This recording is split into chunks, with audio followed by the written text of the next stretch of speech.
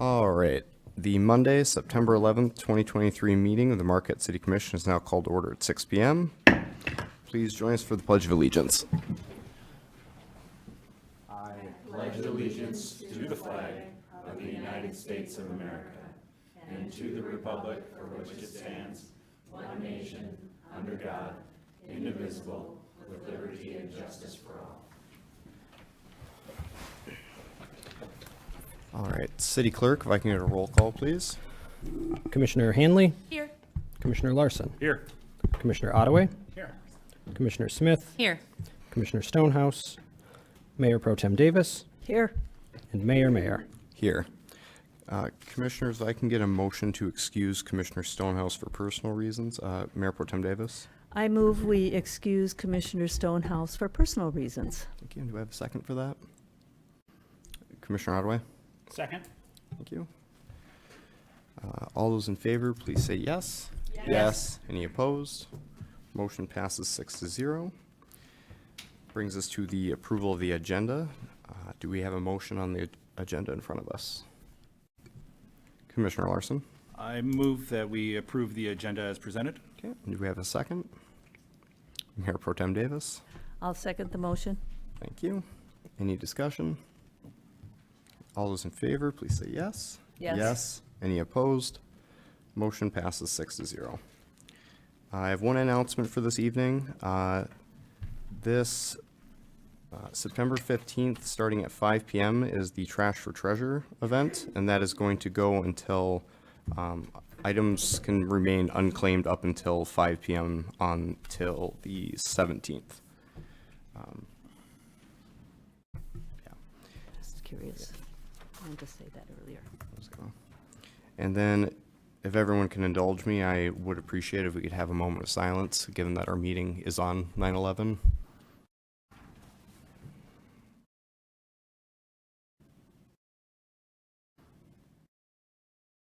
Thank you. All right. All right, that brings us to our boards and committees. Do we have a motion on our appointments? Commissioner Smith.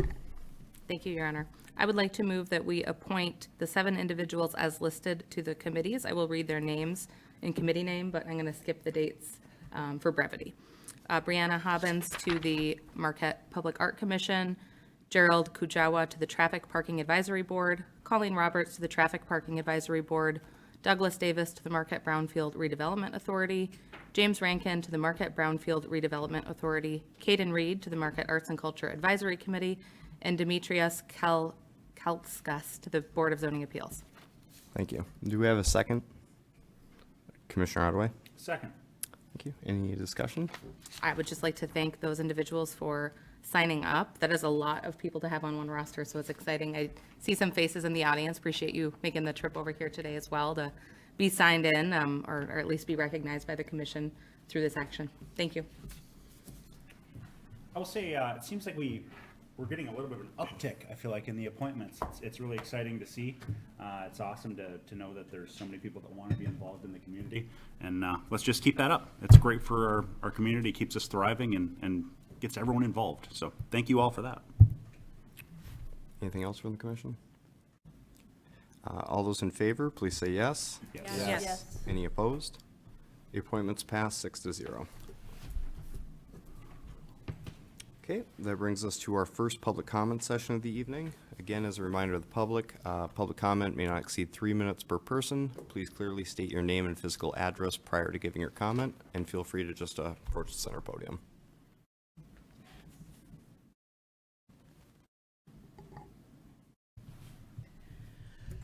Margaret Brum, 404 East Magnetic Street. I'm here to give feedback to the commission. 2 weeks ago, I had offered as an extra credit assignment to my business law students if they came to a meeting, stayed through the whole meeting, and then wrote an email summarizing what they learned, they would get extra credit points. I'm pleased to report that everybody who attended did send in the email, did get the extra credit points. You should be pleased to hear what a positive impression this board made upon the students. To a person, they all said they felt welcomed by the board, felt welcomed and part of the meeting process.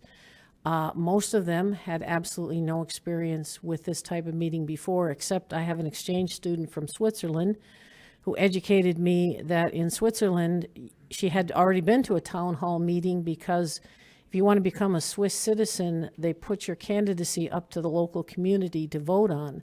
And she went there to vote on a friend of hers to gain Swiss citizenship. I also have a very positive experience. One of the people got up and her original email spoke about how much of a challenge it was to find the building, to find the right door, and then once inside to find the right room, things we take for granted. However, she managed to bring a question and a concern to the attention of the commission, namely the floating trash can at the skate park, which I'm pleased to report was investigated, and the city manager herself responded to the inquiry to state that they didn't have any procedure for removing the trash can, but they believe somebody might have been moving it. So just to make sure there was a trash can available at the skate park, they put in another one. And I drive by that area quite a lot, and there's a huge blue trash can in that area. And my student reported back to me that she had no idea that just by saying something like that, she would get the response that she did. So again, kudos to all of you. Plus, during commissioner comment, I personally want to thank everyone for taking the time to address my students and share with them some of your experiences and welcoming them and encouraging them to be part of the boards. All of that was reflected in their emails back to me. Again, it was a small, short meeting, but to them, it was a very positive start. And who knows, will they end up in local government? But I will continue to invite my students to come because it is a very positive experience. And they reported back that so far I was the only instructor out there that asked them to come. So it seems like there's a hidden need. Anyway, I thank you on behalf of them and on behalf of myself. Anyone else for public comment?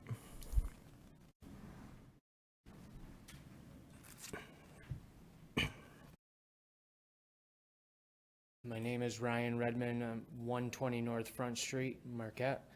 I'm just here on behalf of Superior Connections Recovery Community Organization to state that we are finally accredited as an RCO and that we would like to give a presentation to the commission and to the group on how we can help with homelessness and addiction in the community.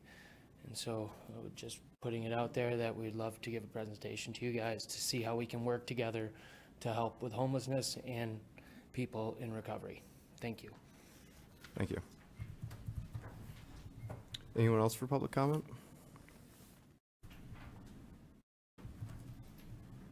Anyone else? Okay, seeing none, public comment is now closed.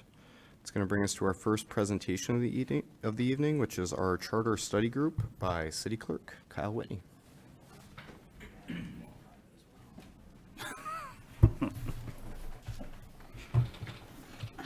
And I'm back. Okay, commissioners, mayor, thank you for the opportunity. I'm City Clerk Kyle Whitney. Obviously, I'm speaking tonight to give you guys an update on the City Charter Study Group, which is something you put together late last year. I guess for a quick overview, you guys all know what this is, but we're recording this so everybody knows. The entry level start at the start definition, the city charter is the governing document of a municipality. It's essentially the constitution of the city of Marquette. The charter in the city of Marquette was approved by voters in November of 2012, the current charter that we're operating under. And there are a couple of different ways that a charter can be amended. That can basically be done at any time. The simplest way is for the city commission to approve ballot language and then submit that ballot language to a citywide election for the voters to look at that. That has been done in the city as recently as 2018. So the process up to this point, there was a study group established in December of 2022 by the city commission. That was attorney Suzanne Larson, myself, and city manager Karen Kovacs. And we were tasked under section 13-7, which says every 10 years the city commission shall appoint a charter study group The Charter Study Group shall review this charter and make recommendations for changes. The Charter Study Group shall make its recommendations within 1 year after appointment. The charter went into effect in January of 2013, and you guys, in December of 2022, made that appointment. Since then, the group has done, chapter by chapter review and research. We had been tasked with A, determining if there was a need for amendments to the city charter, and B, you'd ask the city manager to schedule a public hearing within the year as well. Following that review, we kind of put together a broad summary document. There were a list of possible amendments, things that could be changed in the charter. A lot of those things, I think, didn't reach a short list for us. It didn't clear a bar. In order for any amendment to the city charter to take place, as stated, it has to go onto a ballot. Everybody in the city has to vote on it. A lot of the things that made that long list were either they were redundancies, they were things that were irrelevant due to changes in state law. There were sections that is a simple misalignment of an internal process and what the charter says. So those didn't make the short list. But that document saw staff review. We sent it out to department heads, the DDA, the Peter White Public Library, the BLP. Everybody reviewed that. I would say we got almost, the feedback that we did get was positive. There were some questions and suggestions that we worked in, and that brings us to tonight. So the first step of this process moving forward, in my mind, we're gonna have a discussion and a public hearing. That's something that you'll see in your consent agenda. I wrote a nice background item that we can read next month when it comes up. But the process at this point, we would have a public hearing in October. At that point, the City Commission would provide staff with direction on which of the amendments, if any, they wanted to pick up. If there was anything else you wanted to talk about, we're also more than open to answering questions tonight. Following that, there would have to be a local resolution to submit ballot language. So staff would bring back proposed ballot language for any charter amendments that the commission wanted to pursue. And that would have to be done at the latest by May of 2024 on the timeline that we kind of put together. Because by the middle of May, that ballot language has to be submitted to the governor's office and the attorney general's office for review. Once approved, it then has to be submitted to the county clerk. The deadline for that is August 13th, 2024, in order to hit the presidential election. We kind of aimed at the presidential election because it is it's a very high turnout election. You get a much more representative sample of votes in the community, I think, and also because that is a pretty clear follow-on from the original charter process, the process that drafted our current charter. They had a 3-year window that they could work in, but they kind of made it a point to get it done in time to submit it to the presidential election ballot. So the amendments that we're proposing, again, this is a short list, and I'm just going to try to go through them pretty quickly. But the first amendment that would be proposed would be the elimination of calendar requirements for the City Commission organizational meeting and for terms of office. Section 2-6 of the city charter indicates that this is the section of the charter that the City Commission uses to adopt its annual meeting calendar. This section does not fix the date, the time, the frequency of meetings. You can have meetings any day, any time. You can have them on weekends, holidays, whatever the City Commission decides each year. The first half of this section requires 2 meetings per month and nothing more. So you could have meetings on the first Monday and the following Wednesday, and you would be complying with the city charter. The second half of this section says that 1 time every year you have to have a meeting at 7 p.m. So following that, all of your meetings used to be at 7 p.m. and they were changed to 6 p.m. a few years back. The charter still says 7 p.m. So every meeting following the city-wide general election, we have a 7 o'clock meeting. So similar, the term of office for each elected officer commences at the same time, 7 p.m. on Monday. So the proposal here would be simply to remove the references to the days and times. So it would still say, you guys have the ability every year to adopt a meeting calendar. You have to have 2 meetings in a month. Other than that, you can have them at any time, on any day. Also relevant, the city commission, There is a trigger for the city commission to hold a single regular meeting in another place in the charter, and it indicates that it's opened by the clerk, which kind of spurs off the election of officers process that we do. So we would delete that section. We would change the 4.5D. I'll just go through these, and then if there are questions at the end, we can go back and talk about them. The second amendment, this one is, I think it's a little comical, personally, the way it's written. It would clarify the anti-nepotism language in the charter. As written, there's a lot there. So the trigger is in the beginning of this sentence. This is telling you that the relatives of city commissioners, the relatives of the spouses of city commissioners, can't be hired as an employee at the city during the term of office that the city commissioner is in office. This makes sense. The way that it reads, though, it would prohibit the hiring of a commissioner's child, grandchild, parent, grandparent, brother, sister, half-brother, half-sister, and the hiring of that commissioner's spouses, child, grandchild, parent, grandparent, brother, sister, half-sister. It doesn't prohibit the hiring of the commissioner's spouse. Which seems to me like it's clearly unintentional. So it does not prohibit the appointment or employment of an elected official's spouse. This same language is mirrored elsewhere in the charter for the Board of Light and Power. The recommendation would simply be to add at the beginning of that clause, the city manager's spouse and an elected official's spouse, and then the follow-on would just be what's written now. The third, this has come up, I know we've talked about this on and off for years, would be to remove term limits for boards and committees. So these are boards and committees of the city that are appointed by the city commission. It is not term limits for city commissioners. Currently, if a person serves for 6 or more consecutive years on any of our boards or committees, they are ineligible for a new appointment to any board for 2 years, basically. They have to take a break. Currently, we've got, prior to tonight, more than 30 vacancies across 19 boards in the city.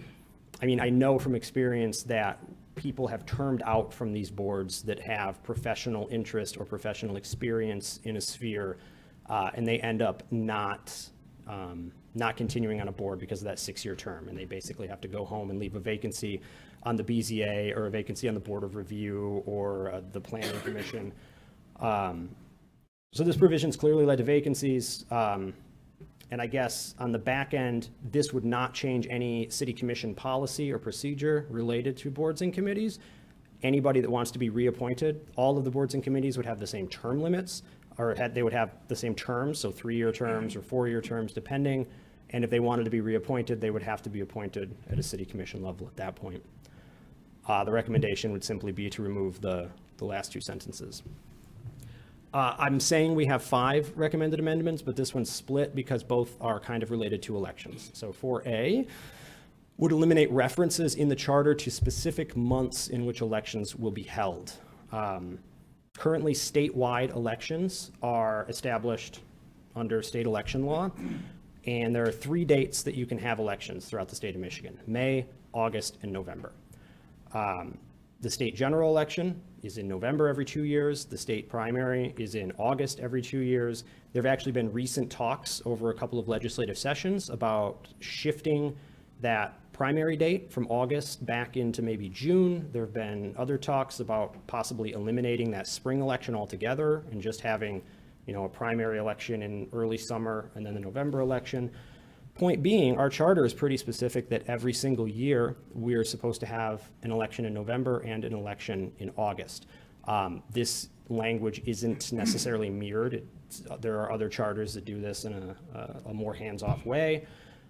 There's a horror scenario in my brain where if the state changed to conduct a statewide election in June for the primary, we might still be telling ourselves we have to have a local election in August for a primary for city commission and BLP.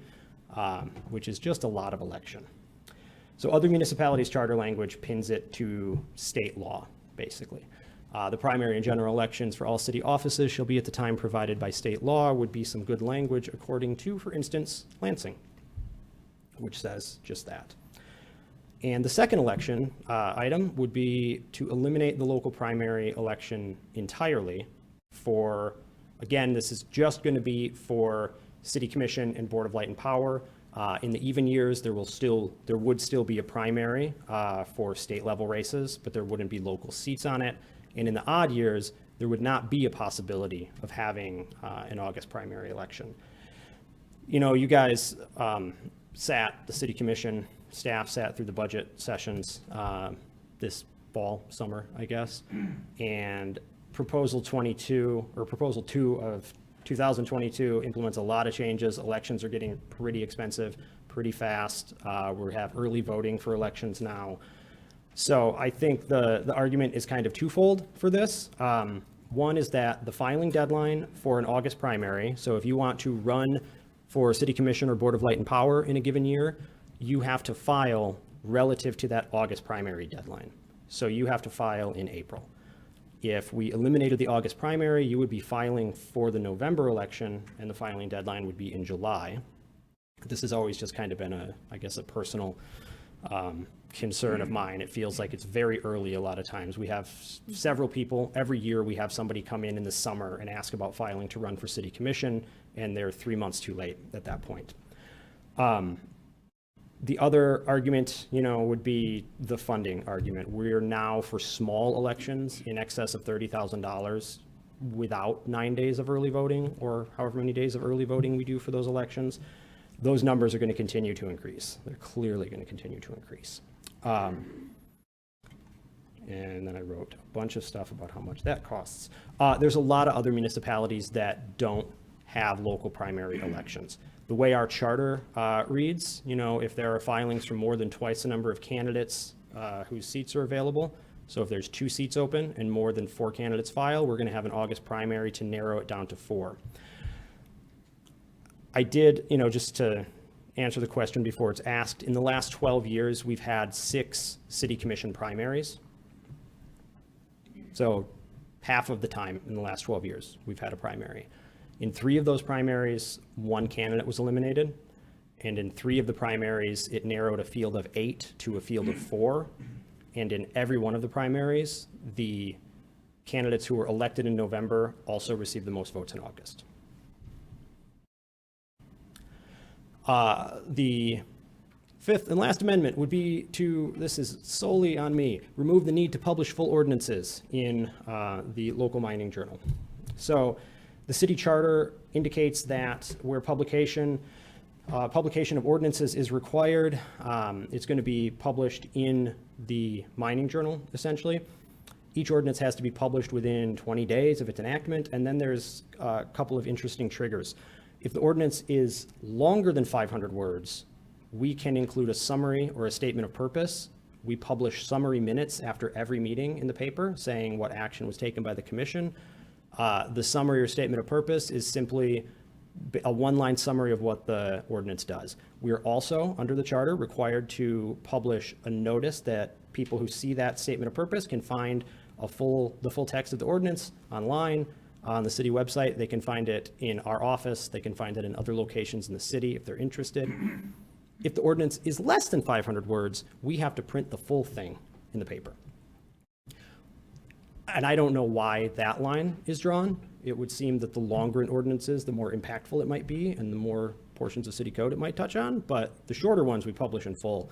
The longer ones we don't have to. So the recommendation here, I mean, this is an expensive endeavor, you know, in the grand scheme of things. The whole city budget, it's not overwhelming, but it is a cost that is growing year to year, I would say. So the recommendation would be to basically mirror the language that I described for the longer ordinances. Any ordinance that's published, we would publish a summary, a statement of summary of that ordinance in the mining journal. We would tell people where they could find the full thing. It would be on the internet, it would be in our office, it would be at the library. And that's it. So the next steps would be, we're asking in the consent agenda to schedule a public hearing for October, and then at that meeting, we would hope to get some sort of clear direction from the City Commission about, you know, which of these amendments they would be willing to pick up, if any. If there's anything else that you guys would add or want to talk about, that would be great.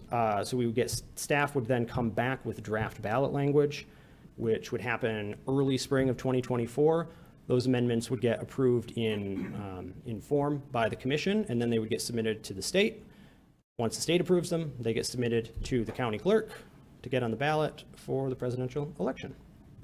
Again, just to keep in mind, there's a number of things that we could change in the charter that we kind of put them on the scales and figured they didn't necessarily warrant a citywide ballot proposal for each of those individual things. And there are items where we're technically touching two different parts of the charter, but thematically they're the same, so that would likely be one ballot item. So when we talk about changing term limits or changing when the term starts, or the language of the first meeting, or the nepotism, if it's touching the city commission and the BLP, it's going to be in two separate chapters, but we would put those together in a single ballot item. And that is all. We're open if you guys have any questions or discussion. Otherwise, we'll see you in a month. I'm thinking we're just gonna kind of work down the line here. I'll start off with Commissioner Smith. Thank you, Kyle. Nice presentation, and thank you for keeping us engaged. You've got a good way about presenting the information. I predicted one of the 5.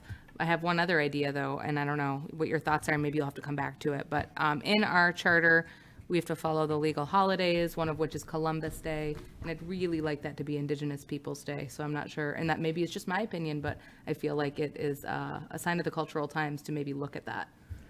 So we don't, as far as following holidays or scheduling your meetings around them, the charter doesn't require that. The only reference to holidays in the charter says that if the charter requires an action to take place on a specific day, and that day's a holiday, then it would take place on the following day. But in the case of scheduling meetings, the charter does not stipulate when the meetings have to be. So our read of that is, since the city charter says the only thing you have to push off a holiday is something that is required by date in the city charter, you guys as a commission are establishing that calendar. So my opinion, Suzanne can speak up, my opinion is that nothing in the city charter limits your ability. The only requirement you have in the charter is that you have to have at least 2 meetings a month. Other than that, they can be whenever you want them to be. Okay. And it would only apply to meetings. It wouldn't apply to closures per union contracts, et cetera, which I know goes beyond the charter, but that's my concern, is that there are other parts that we're not. Right. And again, I mean, the only reference to holidays just says if the charter requires something to happen on a holiday. So if we have a union contract requiring something to happen on a holiday, it's not a charter matter. Okay.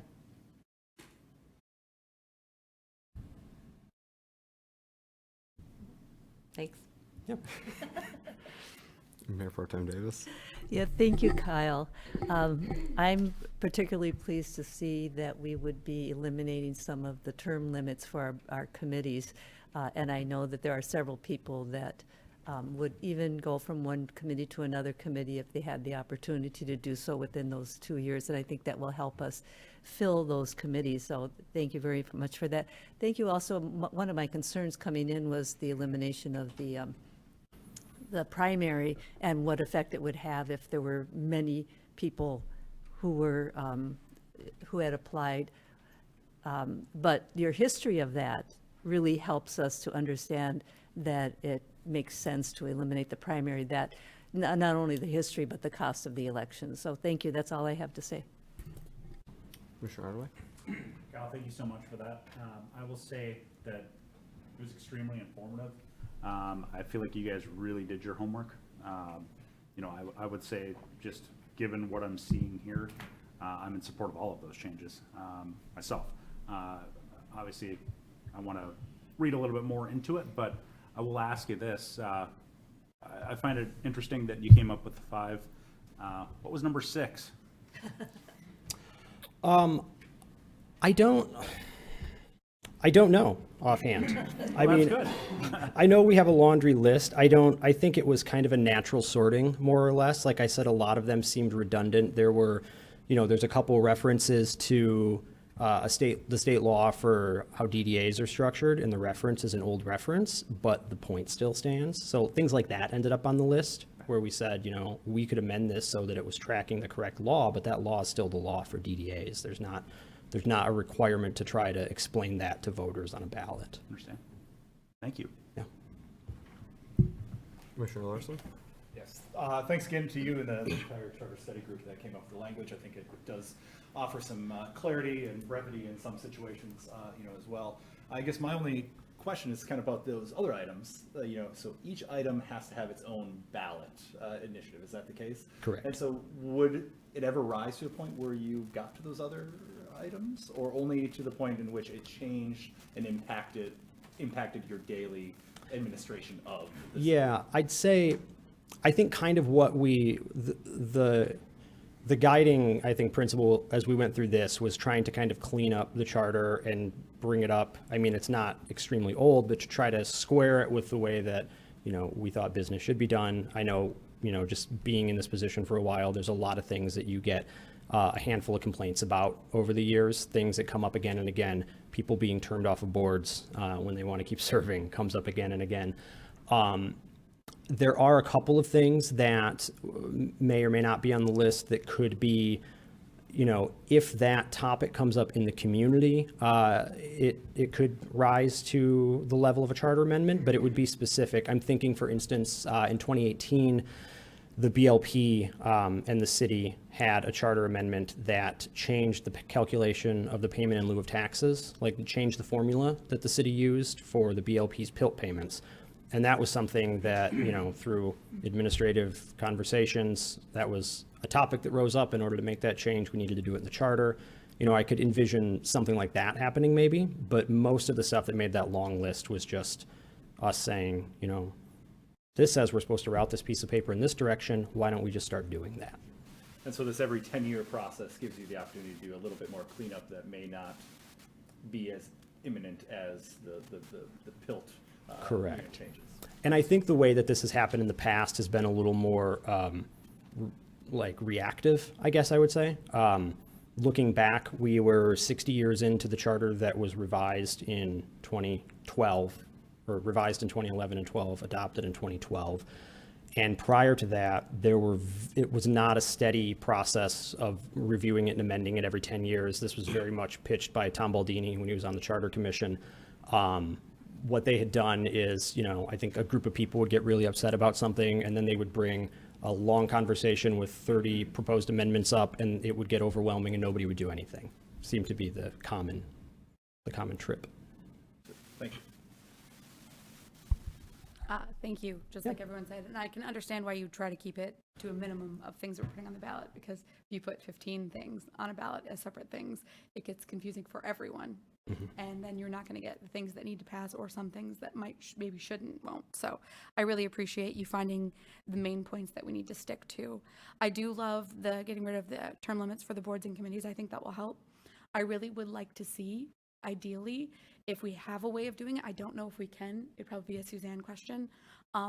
If there is still open spots on those committees, allowing for people who own businesses or property in the city, but maybe live in the township, to be able to take one of those seats. I think that would be a good way to get people involved. I know a lot of people come to me and say, I have 4 businesses in this city, but I have no say in how anything is run. And so I don't know if that's something we can do or allow for, but. And honestly, I don't, that's not in the charter, So the charter is it? does. I can't remember now if that's part of the state law, or if that's The in only charter. stipulation in the charter that I know of, it says that if you're going to be appointed to a board or committee, you have to be a registered voter on the day you're appointed. Gotcha. So you have to be in the city. But that's Correct, charter. and that's also been an issue with, for example, when we were looking at a youth commission, because they can't be registered voters because they're not 18 yet. Gotcha.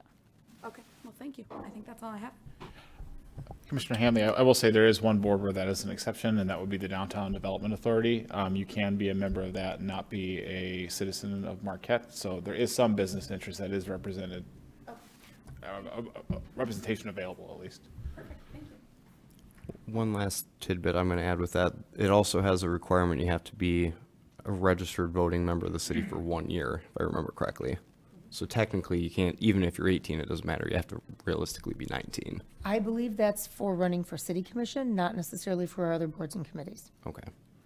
I could be wrong. I thought it applied the same to them, but I want to thank our work group for spending the last year working on this. I was very curious what our list was going to look like. I'm very excited about the boards and committee update for it. The fact that we are constantly trying to recruit people for these boards And we have board members that have been very passionately serving and volunteering their time on them that we have to tell them sorry. It's frustrating, so I'm glad that that's on the list. The only thing I'm a little uneasy about is the primary. I just picture a scenario in my head where you have 8 or 9 candidates and there's maybe 2 seats up, and your top vote getters maybe only get a fourth or a third of the vote, and I think that could undermine the representation aspect of the commission. Sometimes you have candidates that really, the vote, it's clear, and other times it's not that huge of a difference between all the candidates. So that's just a scenario I picture, and it worries me a little bit, but.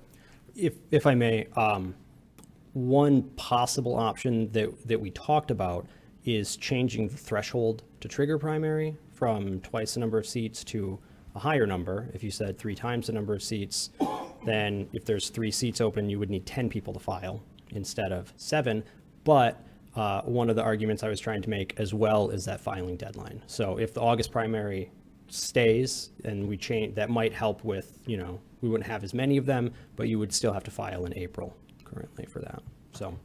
And the filing deadline isn't a city rule, right? Correct. It's a state law based on when our primary is going to be. Okay. Thank you.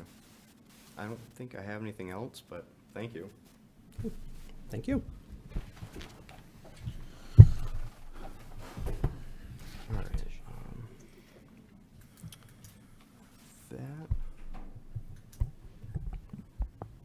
Thank you, Kyle.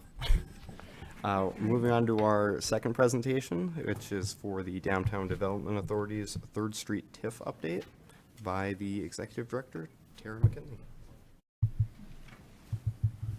Well, thank you, Commissioners and Mayor, for allowing me to present today. So, my name is Tara McKinney. I am the Executive Director of the Marquette Downtown Development Authority. So I'm going to do a little bit of review here about who we are and what it is that we do. So here's our mission, but I really want to remind you, everybody of our fundamental goals for the downtown district. Our goals are to increase property values, to create and maintain a favorable business and investment environment, ensure the sustainability of the district, and support downtown property owners, businesses, professionals, and residents. So we have here a map of our district. So that entire area in color there is what our district is right now. So if we look back a little bit, our first development plan was in 1984. It was expanded in 1992 to include the majority of the areas down Washington and what we consider the core downtown right now. And then our TIF area was expanded, or I'm sorry, our TIF area was not expanded. We had our development plan number 3 in 2011, and our development area, the area that we take care of, was expanded to include 3rd Street in 2011, but a TIF was not adopted for that location at that time. So a little bit of history. Truly great communities continually evaluate need, plan for growth, and progressively evolve. When the DDA district boundaries were expanded in 2011 to incorporate the 3rd Street corridor, the TIF district was not expanded at that time. Over the past 12 years, 3rd Street has experienced significant business growth and property development. The services provided by the DDA have expanded to meet the needs of the evolving 3rd Street corridor. In order to better accomplish the mission for the DDA and to support future development initiatives, fund public improvement, and maintain its level of services, the DDA would like to expand the core downtown TIF district to include North 3rd Street. The project also aims to extend the life of the existing development and tax incremental financing plan to sustain long-term vitality and nurture downtown economic growth for years to come. So we'd really like to set a course for the future. So now we're going to do a little review about what TIF is. So TIF, or tax incremental financing, is a way for cities to fund development projects in a specific area. It works by reallocating the growth in property tax revenue, but revenue generated from the specific area to pay for those projects. TIF is not a new tax, it's not an extra tax. Instead, it uses the additional taxes from the growth in property values to improve the designated areas where the development and investments are happening. So what is the value of TIF? The DDA utilizes TIF to help fund significant projects and ongoing economic initiatives. They improve the quality of life, they create a sense of place, they attract and retain residents, businesses, and talents. It spurs private reinvestment and investment, and increases property values in the downtown area. So some of the uses of TIF that we've seen over the years, we've seen, streetscape improvements, public improvement projects, and public gathering places and parks, management of the DDA Commons facility, parking management and maintenance of parking facilities, safety, security, and maintenance programs, marketing, special events and promotions, revitalizations of vacant and underutilized properties, rehabilitation of historic buildings, assets, and facades, mixed use and middle housing infill developments, and business recruitment and retention programs. So let's look at 3rd Street here and where we're getting our funding currently for 3rd Street.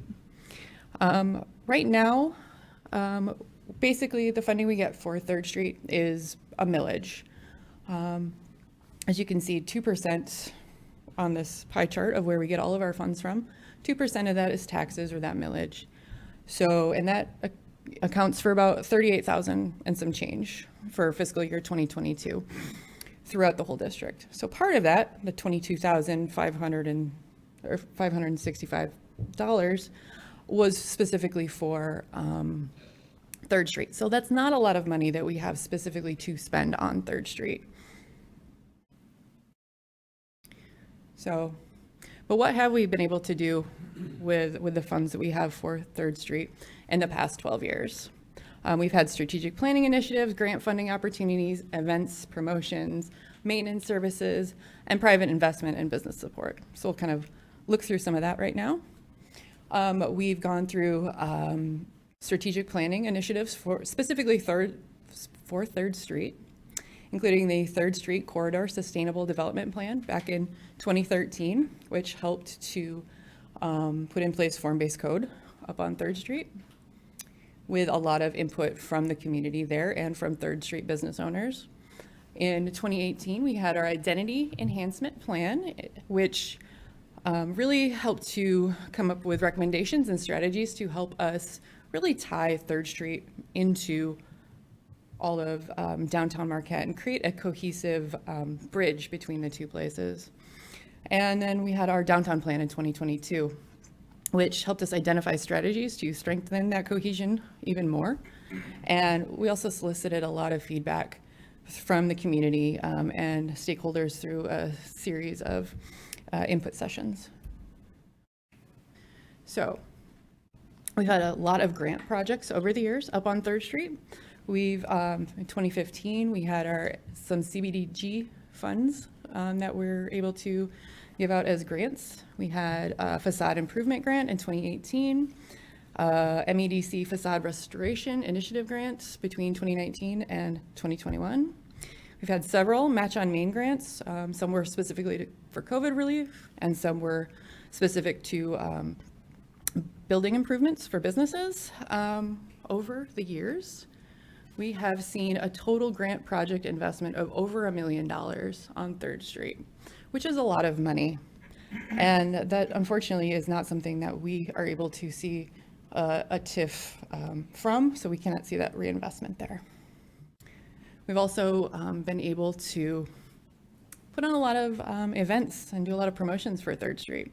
We've had Hockey on 3rd, Enemy Game Day, Marquette Marathon, Music on 3rd. So these are a lot of things that we've put on, and we've worked with other local organizations to put on all of these events specifically on 3rd Street. And then we always include 3rd Street and many, many of the activities that we do that are downtown-wide events. Our social district, Restaurant Week, Blueberry Festival, Downtown Spring Open, which was a golf outing that we used to do, trick-or-treating, and ladies' night. And we do a lot of maintenance services for 3rd Street. We do summer landscaping, winter sidewalk plowing, sweeping, trash removal, cleaning, flower baskets, flags, banners, other seasonal decorations, holiday lights, street amenities, and special projects up there as well, including our nice gateway sign that we have. And we also help with private investment and business support. We do new business recognition, acknowledgement of private investment and property improvements. We had a lot of COVID-19 pandemic support, group advertising opportunities every year, and we include them in DDA Connect meetings. So why is a TIF district necessary? Things seem to be going really, really well. Stakeholder feedback from strategic planning efforts have repeatedly revealed the need to enhance cohesion between core downtown and 3rd Street to create a unified downtown district. This is a delicate balance to achieve with a discrepancy in funding to accomplish this important goal.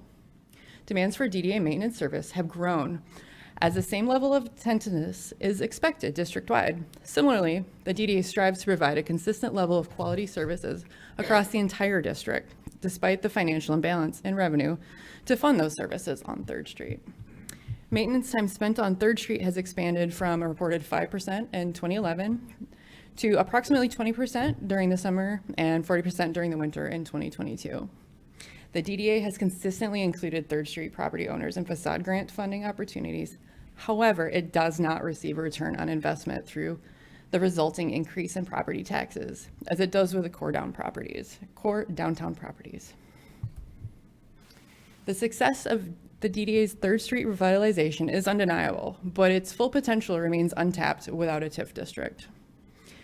By establishing this TIF district, we unlock the vital revenues for ongoing improvements, services, and initiatives, ensuring fairness to property owners and ensuring the 3rd Street corridor's continued progress. The $22,000 and change in revenue currently received from 3rd Street is insufficient to cover its expenses, and this model is unsustainable. Through strategic planning initiatives, the DDA has identified potential projects, development, and public improvements for 3rd Street. Without a TIF district in place, it does not have funding mechanism to progress these efforts. So let's seize this opportunity to fuel 3rd Street's growth, realizing strategic projects and securing a prosperous future for downtown Marquette. So we have a lot of support for TIF on 3rd Street from our downtown business owners and building owners. We were able to collect signatures from 33 different businesses and building owners stating that they are in support of TIF on 3rd Street. And you may have heard from some of them directly as well. So there is a lot of support from these businesses for this. And in addition, there is support in the City of Marquette strategic plan for fiscal year 2021-2023, which pointed out some key issues and priorities to support the DDA's efforts to pursue a TIF development district expansion to encompass North 3rd Street, to support efforts to develop ideas for physical improvements that will encourage visitors to connect from 3rd Street corridor to downtown and enhance streetscape aesthetic, and conducting a strategic brand and wayfinding exercise in conjunction with the DDA. So here's a list of some of the projects that are under consideration for this TIF expansion. There are a lot here. As you can see, we have them kind of listed out in priorities, high, medium, and low, and an estimated cost. So this is kind of the things that we've been looking at right now. These things can change over time based on as needs change, as different monies become available, grants become available, things like that. But this is what we're looking at right now. So if we look at all of those high priority projects back here, if we add those all up, we're looking at about $43.8 million over 30 years, which is a lot. So right now, with our current TIF, if there's no changes at all, we're going to be able to see over the life of our current TIF about $15.3 million more. So that leaves us with about a $28.5 million deficit. If we add 3rd Street for 30 years, and that's just keeping our current TIF, which would expire in 2036, we would be able to add $27.1 million, but that would still leave us with a deficit of $16.7 million to do those projects. If we were to add the 3rd Street TIF expansion and extend our current plan for another 30 years, we'd be looking at a total of $55.5 million, and we would actually have a surplus to look at those medium and lower priority projects. So we could actually accomplish a lot of these things that we're setting out to do. So what does this look like for this city? So we kind of came up with a chart here this is specific to 3rd Street. And it would be the 3rd Street capture over 30 years. So we have it marked off here in 5-year increments, with the base year being 2023. So that is $0 for this year.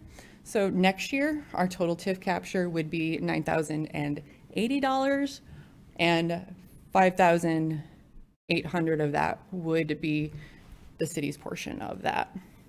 5 years down the road, we're looking at the city's portion only going up to $36,000. So this is a very small increase year over year for the city and what the city would actually be giving up for 3rd Street.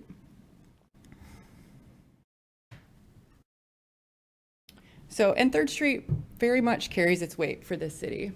This first chart here shows the taxable value per acre for 3rd Street. So basically, 3rd Street pays in about 8.2 times as much in taxes as anywhere else in the city. So they're definitely carrying their weight, and they're definitely paying in their taxes for the city. So let's talk about like some of the things that we can be doing as the DDA for 3rd Street. These are things we can't really look at right at the moment, but with the TIF, these are things that we could do. So managed parking. So we're looking at potentially acquiring off-street parking, whether that be through purchasing land for parking lots or public-private partnerships, as well as on-street managed parking with pay stations, continued grants and business support, improve connectivity to new developments, such as the new hospital development that will be going in right next to North 3rd Street. We can definitely make it much more pedestrian friendly and a nice little gateway between those two areas. We can look at fun things like heated sidewalks, so we don't have to worry so much about people slipping and sliding on hills on 3rd Street. We can put in street trees and landscaping, beautifying the streetscape, and potentially implementing some traffic calming measures that way. We can invest more in wayfinding and signage. There's always been the idea of potentially putting some kind of gateway at the top of 3rd Street that you could see from Washington, drawing you up the hill, bringing you up to 3rd Street so that you can, as you're walking around, you're more attracted to that. So you want to go see like what's just up over that hill. Dedicated transportation. There's been for a long time an ask for a bus system that would take people around 3rd Street up to Northern, down to Washington, Baraga, all around the district, so that people can be less dependent on vehicles. They can park once, they can get everywhere in the district that they need to go any time of the year. We can look at burying utility lines and further improving streetscapes. So there's lots of different things that we can do on 3rd Street with a TIF up there. All of this is to look at ways to reinvest that money into 3rd Street and improve the businesses there. So we have our schedule. You can see what we've done in the past. So if we were to move forward, we would be going from October, where we would potentially review a draft plan and engage taxing authorities. Potentially in November, we would have the DDA board recommend plans to the City Commission. And hopefully in January, we could have a public hearing here with the City Commission for possible approval. So, thank you for listening, and please let me know if you have any questions at all. Commissioner Henley? First, thank you very much. When you came to us last time with the 3rd Street TIF, it was definitely a hard pill to swallow. We had just gotten all of our budget woes. It was definitely a scary thing. Looking into it and your proposal for why it's necessary, I believe it is. And I also look at the impact that it has on the business owners that are putting into the TIF for it, and how they must feel that 3rd Street gets it for free. I mean, in theory, but it's one of those things where I do think that this is probably a necessary thing. I do appreciate all the information you gave explaining why it is. and showing how much it's going to take out of the budget in the beginning. When we really are going through the hard years, it's not really taking that much from the city budget. And the amount that you guys add to it at that point is also huge. We are not a city without our downtown. Our downtown is the heart of our city without a doubt. And our DDA does a great job of supporting them. And so I do like the idea of being able to support and continue that. So Great. thank you. Thank you. Commissioner Smith? Thank you. Great presentation. Thanks. Just a couple years ago when we were looking at the budget, I know that this was a hot topic, and it was just too hard, I think, for the commission and the community to stomach another big change at that point. But I've totally come around to the idea. I think that this would be a wise move for the city to make. Obviously, more discussion and a vote would need to happen, but I can see the benefit, and I think especially with the redevelopment of the old hospital and the fact that that area is going to be, you know, branching out into 3rd Street, it's only wise for us to be looking especially at this area of our city. Thank you. Thank you. Mayor Pro Tem Davis? Thank you, Tara. I've been in this community long enough to know or to remember when the downtown was dead. I mean, we drove downtown and there was not any cars there, and the people were not in any of the stores. So I believe in the DDA, and I think the DDA has had a big hand in making our downtown as vibrant as it has. I've also been small business owner on 3rd Street for 19 years. So, you know, I'm very much have a compassion for the businesses.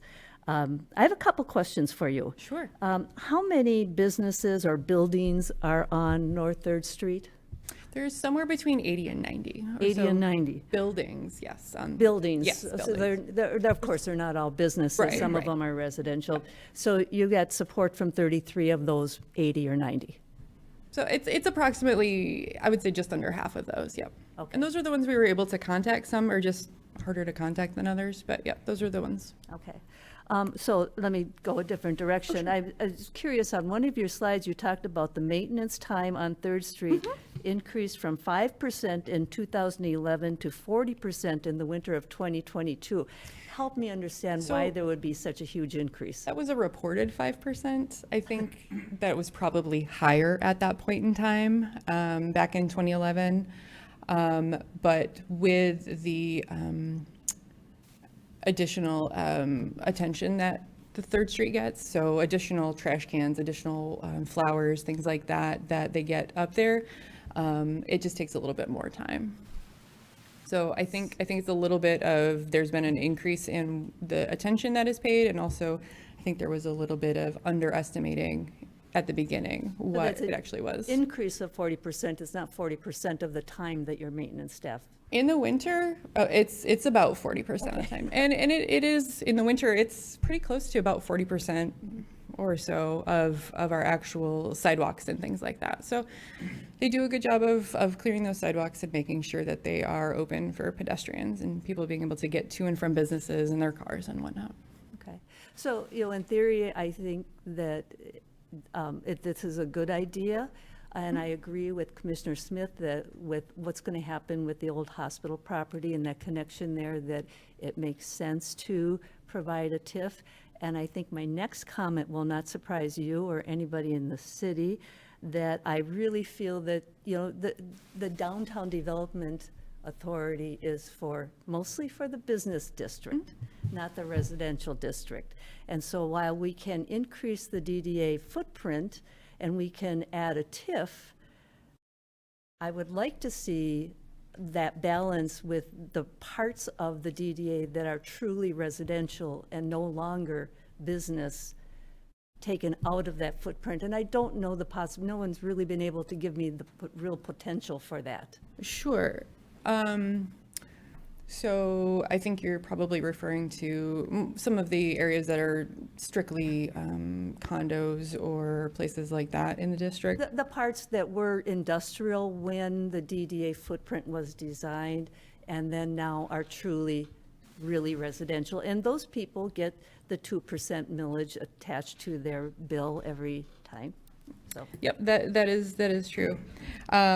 So there are some things we can do there. So one of the things would be we could look at redrawing the particular TIF district and leaving the actual DDA district boundaries there. That would remove that TIF from there, from those particular areas. That is something we could do.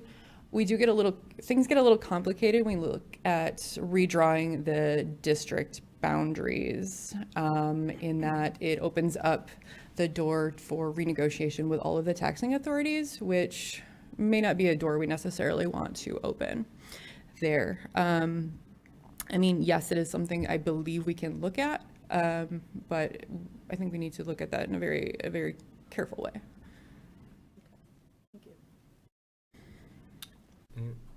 Commissioner Ottaway? Yeah, Tara, thank you for giving us the info on this. I will first say that when it comes to, being real about economic development in the city, you can't do that without the DDA. And for us to think like we can actually accomplish a lot of the things we have goals for as a city without the DDA would be crazy. I think it's also smart on our, as we look at our budget, to kind of take a peek at the cost of maintenance downtown, the cost of what actually, moving snow is, and the cost that the city is not having to spend on that. It's a huge benefit to the city itself. I will just say there are a couple housekeeping things that I would really like to see you focus on. Sure. First and foremost, I would love for you to identify any businesses or organizations that are maybe looking to opt out of TIF, and have real good conversations with them, making sure they're educated on why they should not opt out. This is something that I think people, maybe even in this room, have a really hard time understanding at what the implications of TIF are, and really how it's not something that's a penalty towards anyone. I can't tell you how many times I've heard people ask me, well, if there's a TIF, does that mean they're paying more taxes? And clearly, we all know that that's not the case. You've explained that here, but I really want you to identify those businesses that are thinking about opting out and trying to mend relationships with them. Sure. Second, I would love for you to explore the idea of revenue sharing some of that TIF with the city of Marquette. My colleagues on the commission, all recognize that, in a few years, we're going to be in a much better spot. But that doesn't help us necessarily today. So I think one of the things we can really look at, especially if we're going to extend to a 30-year TIF plan, is potentially revenue sharing, especially maybe given a time period in the first few years. Even if that's something that kind of helps the city, early on, the DDA has a little bit more money to play with. So I would really love to see you maybe come up with an idea there, or at least explore the possibility of that for us, because I really think this could be a win-win for everyone involved. For sure. But other than that, thank you so much for giving us the info. You made it, very enlightening and not dry like it was before. And I think we can all appreciate that. Well, thank you. Thank you. Commissioner Larson? Commissioner Ottaway kind of took what I wanted to kind of discuss a little bit, just the idea of revenue sharing and what might be out there. Obviously, as you said, the 3rd Street district kind of punches above its weight, as far as taxable entities in town. But the city, of course, also has plans and goals, streetscaping, street reconstructions, and a variety of things that do need to take place. And so I think I would certainly be interested in kind of understanding what kind of revenue sharing options might be open, or whether that's a renegotiated thing at some point in time. But I know it's all a process, and it's something that you've already thought about to some extent, and I'm sure you have some ideas on how that could potentially work in the future. So thanks for putting all this information together. I certainly appreciate being able to kind of review it in one spot, and without a doubt the commission will have a lot of questions and looking into it further here. So thank you. Thank you. Mayor Pro Tem Davis? I just want to have one other quick question. Sure. You talked about 2036. Yes. And I don't know what happens in 2036. Does everything actually disappear, or what does that trigger? So right now, as things stand, our current TIF in the core downtown area expires in 2036. So in theory, it would just go away.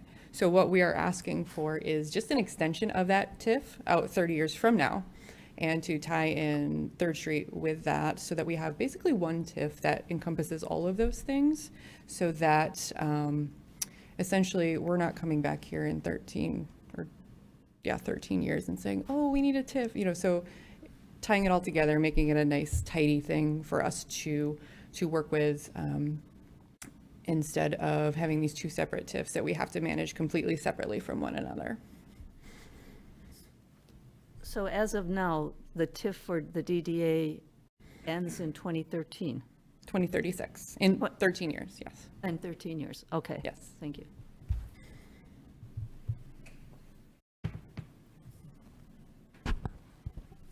I don't really have too much to say here. Mayor Pro Tem Davis and I have, I think, talked to the city manager about this numerous times over the past year, and it doesn't surprise me that every question you asked was probably something I was going to be asking. So I certainly think this is a lot more optimistic viewpoint than where we were last time we talked about this, especially given that by the time we start hitting a dollar amount that raises more of an eyebrow, the city ideally should be out of the financial situation it's in. The DDA does provide a lot of great service that the city itself just wouldn't be able to do without the DDA. We can't just go and invest into businesses like that for a lot of good reasons, but it's hard to imagine Marquette without the vibrant downtown that we have. It's one of the number one things I always hear from people when they visit, is they always comment on how beautiful our downtown is, and I think that's a lot of credit is owed to the DDA for that. So thank you for presenting. Anything else from the commission? Okay, No. Thank you. Great, well, thank you.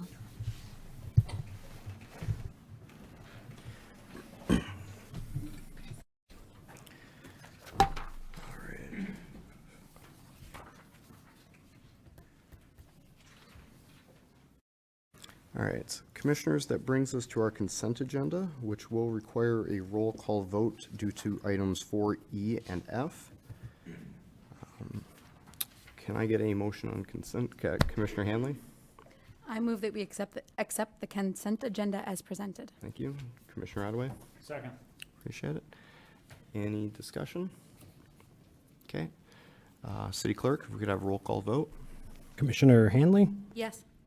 Commissioner Larson, Yes. Commissioner Ottaway, Yes. Commissioner Smith, Yes. Mayor Pro Tem Davis, Yes. and Mayor. Yes. Motion passes 6-0. All right. And that brings us to our second and final public comment session for the evening. Again, public comment may not exceed 3 minutes per person. And please clearly state your name and physical address.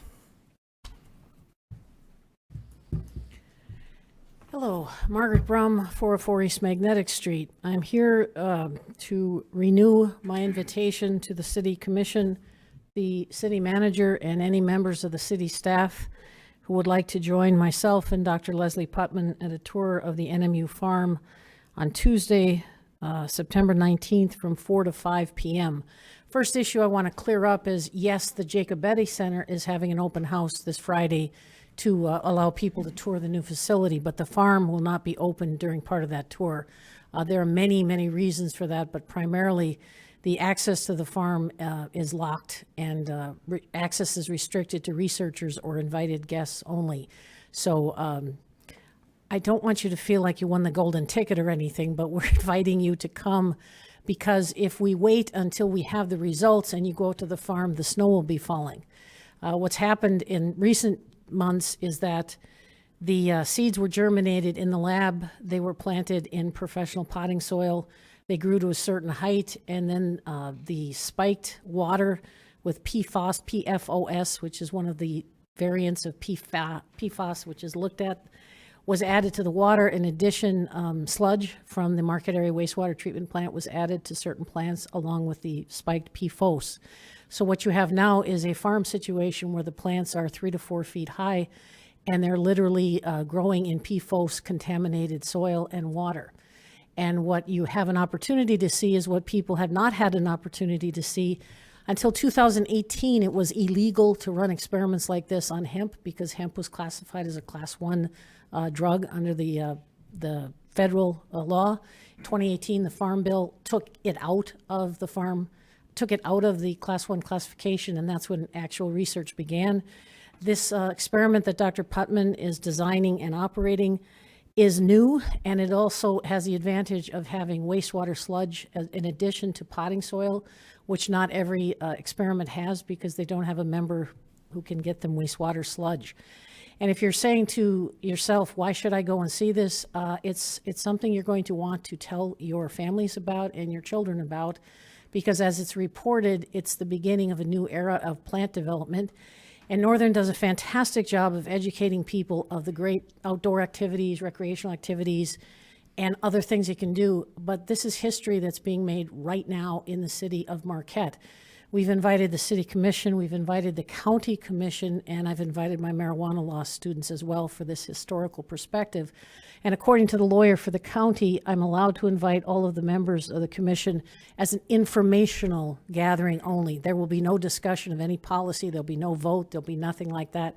It's just an opportunity for you to see history. I hope you come. Thank you. Do we have anyone else for public comment?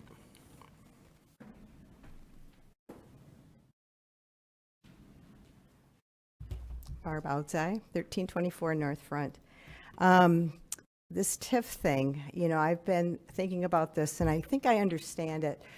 My concern is, I mean, the downtown is beautiful. It would be nice, you know, it's a nice, we have a beautiful place, but I worry about the priorities of the DDA. You know, it is about economic development.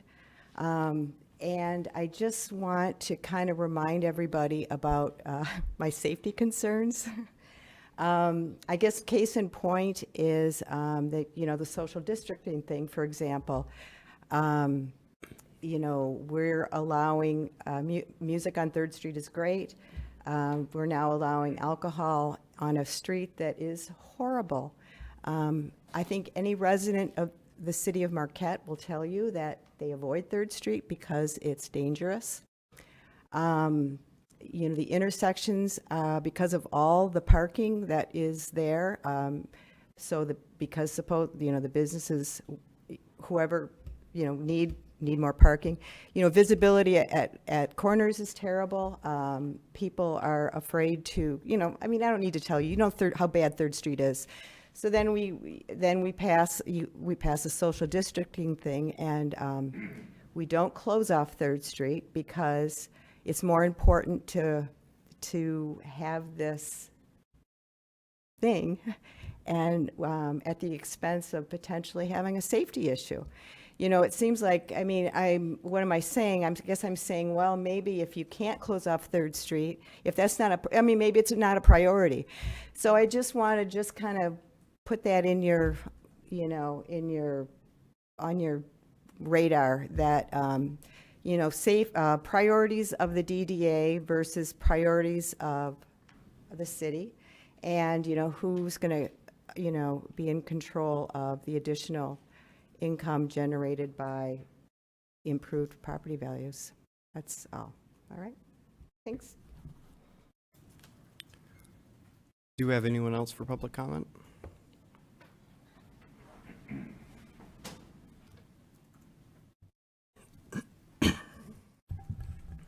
My name is Dimitri Koltzis. I'm glad to be joining the zoning repeals. First time here, so 2016 Longyear Avenue. I just like to say thank you guys to everybody who's serving right now. Marquette, since I've moved here in 2018, has been astronomically changed and for the better. So I'd like to thank you guys first. Second off, I experienced one of the buoys over on Lambros Park was gone, and I hit the cement thing for that, so I don't know how to follow with that, but it's missing the buoy. That's the first thing I want to bring up. Second thing, following up that, safety on 3rd Street. I just recently got a bike. I'm starting to bike more, starting to really feel about, you know, being more efficient, you know, helping out, doing my part, and being more ecologically friendly. And on that, I'd like to see that just keeping with the idea that parking is such a hassle, and that if it was more towards bike parking, it'd be much more friendly towards the bikers and people who do want to walk around during the summertime. So on that, last thing is I'd like to bring the trolley back to Marquette. I think I love that idea, and it would be safe for everybody, especially in the winter, with the social district as well. But of course, that's much in the future, right? So, yeah, that's all I got. Thank you. Thank you. Do we have anyone else for public comment?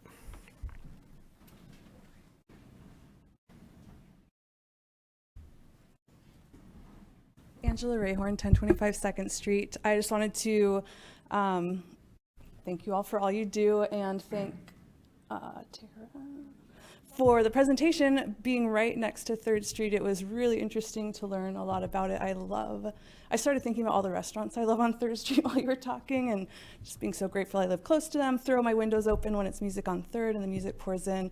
It's a great place to live, our whole downtown, the city of Marquette.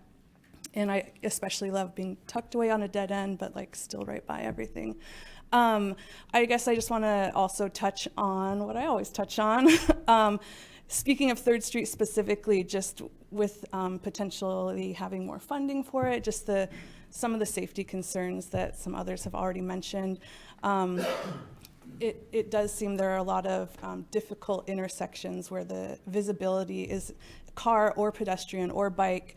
You almost have to be all the way into the street to know if anyone's there yet. I don't know what the, like who decides how close parking spots can be to an intersection, but they seem too close to me because I can't see if cars are coming. So I did like seeing that there are potential other like parking options that could be considered if this TIF passes. I think I still don't totally understand it, but maybe a little bit more, so I'm glad I was here. And then just, I think one of the things that was mentioned about the streets, I can't remember if I'm remembering this correctly, but just being able to have it so that it's visually more narrow, which it feels like it is, but just that should calm traffic. And I think you mentioned calming traffic. I didn't know if I just wanted to hear that or if you actually said it. Just what we can do, what the city can do or the DDA can do to help calm traffic in that area. I don't know who sets the speed limits, but I've always felt like 25 is a little too fast when there's so much going on. And again, just visually, yield to pedestrian signs can help, making sure our crosswalks are freshly painted, the bike path lanes. I think it's just a really crowded street, but just looking at what we can do to make it safer for everyone who uses the road, the 3rd Street corridor and the downtown. And I personally don't drink at all, but if we have intoxicated people around, we need it even more safe. Potentially, maybe your reactions aren't as quick, maybe, and then of course I always talk about like the kids. We have so many kids in the 3rd Street area. They have to cross 3rd to get to Graverette. This is an elementary school. Just looking at what can be done to improve the safety of that corridor. But again, thank you for the presentation. And I love 3rd Street. Thank you. Do we have anyone else for public comment?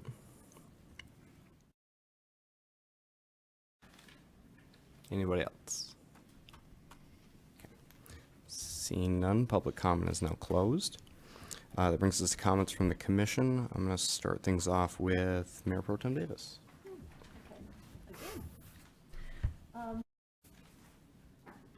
Thank you, Mayor, for having a moment of silence for 9/11. Many of us remember that day and how our lives have changed since that. Some people are too young to remember what our lives were like before that, but many of us remember the change that has happened and the differences in our culture and safety of our nation. So it's a day that we really do need to recognize and respect. Demetrius, welcome. Welcome to one of our committees, and thank you very much for joining us. I'm glad you're here to hear us vote you in. And just finally, the safety on 3rd Street is, I think, a concern for a lot of people. And you're right. I think a lot of residents avoid 3rd Street because of some of the safety concerns. One of the things that the DDA might be able to accomplish as they do get TIF money is to work on better parking so that some of those cars are off of the street and the visibility around the corners are better. So it might be something that in the future we will be able to increase the safety on 3rd Street for pedestrians and for traffic, all kinds of vehicles or transportation modes on 3rd Street. That's all I have. I have no comment this evening. Thank you. I'm actually going to follow suit with Commissioner Smith. I have no comment as well. I'd just like to say that TIF is a terrible name, and it's very, it can be certainly confusing. But, I think, commend the DDA for helping to explain that in a way that's accessible. And it's clear that there's certainly still a ways to go in the education of what that means to the average citizen of Marquette. So there's certainly, help that can go along that way. But beyond that, I think, we're kind of making that transition into the school year and into, cooler weather. So, yeah, happy entrance to fall here. Thanks, Ed. First and foremost, I just want to thank the police for their awesome presence at Beer Fest. I heard a lot of great comments from people about the presence, and it's one of those things they keep repeating festival after festival. We're doing things right, I believe, having a great presence, so we can't let that go unnoticed, and that's why I keep bringing it up. So thank you all for that. Second, Demetrius, thank you so much for joining the BZA. I spent a lot of time on the BZA. I know how difficult it is to find people, and it's such an important board in the city, as Michael would know as well. So thank you for stepping up and doing that, and welcome, being to Marquette. I think that's great. Barb and Angela, I think you guys bring up great points with the safety stuff. Sally kind of said what I was going to actually say about that. I can tell you, Tara probably was sitting there thinking the same thing I was thinking at the time, just from my time on the DDA. Ultimately, a TIF for 3rd Street will likely go to increasing safety on 3rd Street because that money that is currently in the general fund for the city of Marquette that just gets spent everywhere, the DDA can take that for 3rd Street and allocate those taxes right for projects right there. And one of the big projects the DDA would love to do is do something about 3rd Street. Ever since that street's changed with the bike and parking situation, there's been issues. And I think the DDA and the city is well aware of that. It's just trying to find the funds to really get that stuff fixed. And this is maybe step one in that process, let's hope. Because I think we all do know that there are concerns there. And hopefully those can be addressed. Other than that, I have nothing further tonight. Thank you, Your Honor. Thank you. I just have 2 quick things here. Chief Grimm, if I could throw this over to you a little bit. I haven't asked for an update fairly recently, and I know our social district's kind of an experiment. It was established that we were going to kind of test it out. Has the department seen a staggering amount of problems arising since the social district has been enacted? Not at all. We haven't had any increase in activity down there with that being a problem. Awesome. Thank you. Okay. Other thing I wanted to comment on, the buoy on Lambros Beach. I actually sent a picture of that to the city manager not too long ago here when I saw it down there. So we are aware, but thank you for notifying us. I don't think I have anything else right now, so I'm gonna throw it over to City Manager Kovacs. Thank you. Yes, we actually were made aware of that buoy and had removed it because it was lying on the beach. Because it was so late in the season, we were not going to go ahead and put that back in. And think it may need some repairs, and those are pretty expensive buoys. So I really appreciate those did not walk off. We were able to take one out. But if there is a hazard that's in the water, we will certainly look into that. So I appreciate you letting me know. And then I just want to remind everybody that community office hours is this Wednesday, September 13th, from 10 a.m. to noon at the Peter Wright Public Library. So if you would like to come on over and have a cup of coffee and just discuss whatever you guys would like to discuss, please do. I'll be certainly prepared to talk about the budget as we just set the public hearing tonight. And then I just wanted to comment real quickly as we talk about 3rd Street and the 3rd Street TIF. There is actually the 3rd Street Corridor Sustainable Development Plan that is out there on the DDA's website. And that does lay out quite a few things that are explored for revitalizing and really, developing 3rd Street in a way that can be sustainable in a number of different, concerns. And one of those does include a small section there, or a section there, to talk about taming the car, encouraging walking and biking, and is in the sense of really looking at that safety component. So there's a lot out there for that. It's 138 pages for Third Street sustainable development, and obviously if this continues to go forward, there will be some more consideration there. But without that funding to do some of those things, it's really hard to improve that area with where we are in the city's budget, and then also all of our other priorities as well. But we hear you loud and clear, and I am one of those that does not park there in the wintertime because of said reasons. So I just wanted to throw it out there. So if you have any issues trying to find that, let me know and I'll direct you there. That's all. Thank you. With that, we are adjourned at 7:25 p.m.